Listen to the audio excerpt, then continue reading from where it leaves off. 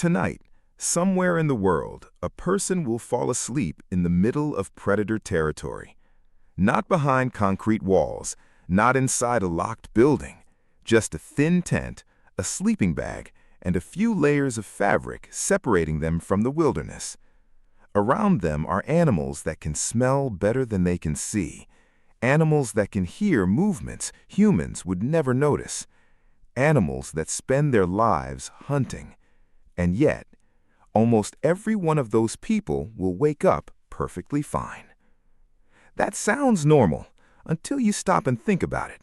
Because if a predator was designing the perfect prey animal, you would be surprisingly close.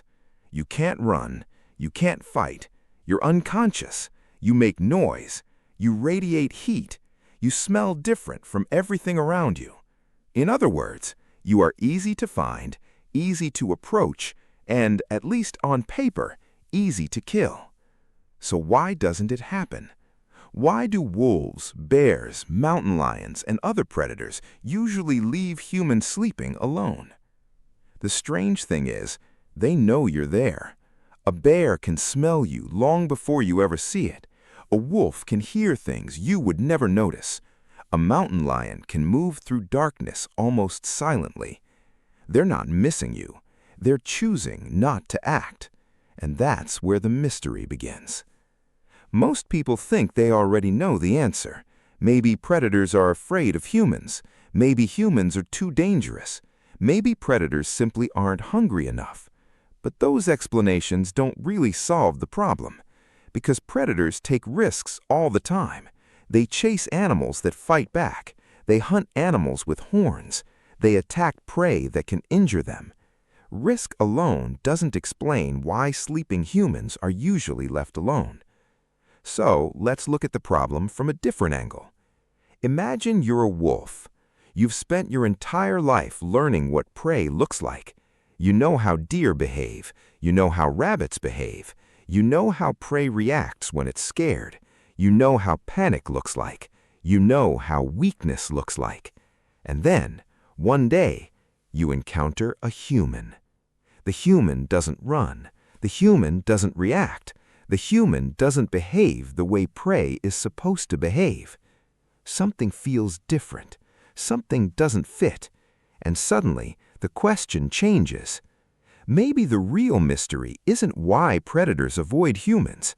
Maybe the real mystery is this: what do predators think humans are? And to answer that, we first need to understand how predators recognize prey in the first place. So, how does a predator recognize prey? At first, the answer seems obvious. A wolf knows what a deer is. A lion knows what a zebra is. A fox knows what a rabbit is. But that's not really how it works. Predators aren't born with a list of animals stored inside their heads. They learn patterns. Over thousands of hunts, generation after generation, predators become experts at recognizing behavior. Think about a deer. When it senses danger, it becomes alert. Its muscles tense. Its attention shifts. And if the threat gets too close, it runs. Now think about a rabbit. Different animal, different environment, but the response is surprisingly similar. Fear, panic, escape. Again and again, predators see the same pattern: movement, fear, flight. Over time, that pattern becomes deeply familiar. In a strange way, predators aren't just hunting animals, they're hunting predictable behavior. And that's where humans become a problem, because humans don't follow the pattern. Imagine a wolf watching a sleeping deer. The deer is still prey. Imagine that same wolf watching a sleeping rabbit. Still prey. Now imagine it watching a human sleeping. Something feels different. The human doesn't react the way prey is supposed to react. The human doesn't flee. The human doesn't seem concerned. The human doesn't even seem aware. And that creates uncertainty. At first, this sounds like a small detail, but in the wild, uncertainty matters a lot. Because predators don't survive by being brave. They survive by avoiding mistakes. A broken leg can mean starvation. A bad decision can mean death. And the most dangerous things in nature are often the things you don't understand. This is why predators are surprisingly cautious, not because they're weak, not because they're afraid of everything, but because caution keeps them alive. And humans create a lot of questions. We walk differently, we smell differently, we carry strange objects, we make noise at unusual times. Even when we're asleep, we don't fit the pattern predators expect. And the more something breaks the pattern, the harder it becomes to classify. But this still leaves us with another mystery. Because strange things can still be food, predators hunt unfamiliar animals all the time. So why didn't humans become just another prey species? Why did the relationship develop differently? To answer that, we need to go back to a time when humans and predators were learning about each other for the very first time. So why didn't humans become just another prey species? Why didn't predators simply learn to hunt us the same way they learned to hunt everything else?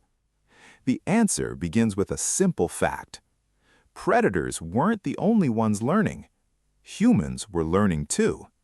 For hundreds of thousands of years, humans and large predators shared the same world. They drank from the same rivers, walked through the same forests, and hunted many of the same animals. But something unusual happened. Humans didn't stay the same. Most animals survive by adapting their bodies. Humans adapted their behavior. We learned to cooperate, we learned to communicate, we learned to plan, and eventually, we learned to use fire. To a modern person, fire feels ordinary. A lighter, a candle, a campfire. Nothing special. But to predators, fire changed everything. For the first time, there was an animal that could create light in the darkness. An animal that could stay active after sunset. An animal that could reshape its environment. And predators noticed. Then came tools. Then came weapons. Then came generations of encounters between humans and predators. Some predators attacked. Some predators died. Others learned. And over thousands of years, a pattern began to form. The predators that treated humans like ordinary prey often paid a price. The predators that stayed cautious survived. And survival is what evolution remembers. This is the part many people never think about. When a wolf sees a deer, it sees something familiar. When a mountain lion sees a rabbit, it sees something familiar. But when a predator sees a human, it sees a creature with a very unusual history. A creature that carries fire, builds shelters, uses tools, changes landscapes, and behaves in ways that don't fit normal rules. Humans didn't become impossible to kill. Humans became difficult to understand. And in nature, uncertainty creates caution. The less certain an animal is, the more careful it becomes. Which brings us back to the original question. What do predators think humans are? The strange answer is, they may not have a perfect category for us at all. Not normal prey, not a normal predator.